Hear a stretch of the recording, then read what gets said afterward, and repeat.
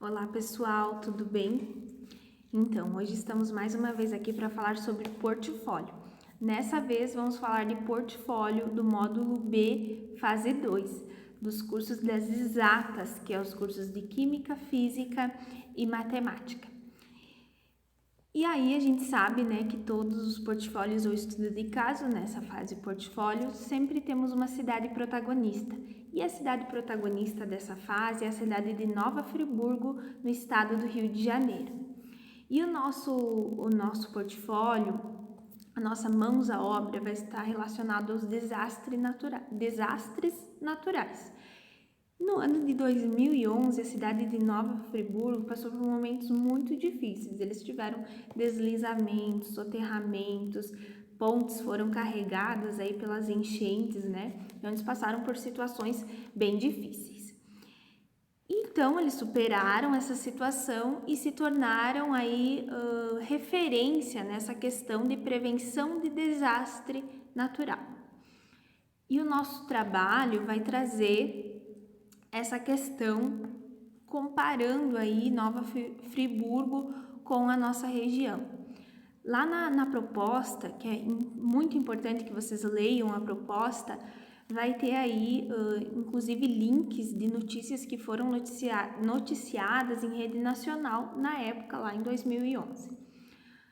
E aí vamos ter aí, para nós realizar o nosso Mãos à Obra, é um podcast. Vai ter várias informações de pesquisa, inclusive tem um projeto que se chama Guides, para vocês pesquisar, para vocês buscar mais informações lá no Guides.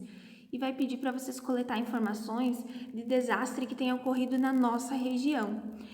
E infelizmente a gente sabe que a nossa região foi atacada várias vezes e aconteceram vários desastres naturais, inclusive o tornado alguns anos atrás, e há não muitos dias aconteceram vendavais aí que atingiram também a nossa região. Vocês vão imaginar que vocês foram contratados por esse Guides, por esse projeto, para fazer esse podcast de 3 a 5 minutos, falando um pouquinho aí sobre fazendo uma campanha de divulgação de prevenção de desastres naturais.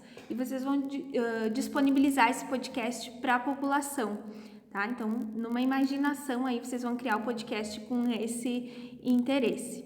Então, vai ser bem legal, vocês vão coletar os dados e vão produzir esse podcast.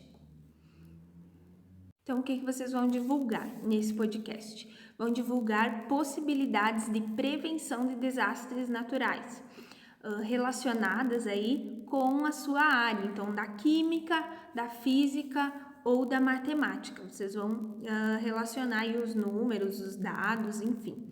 E aí, numa introdução, vocês vão falar, né, sobre essas possibilidades e para finalizar, vocês vão relacionar essas possibilidades com os conhecimentos da área.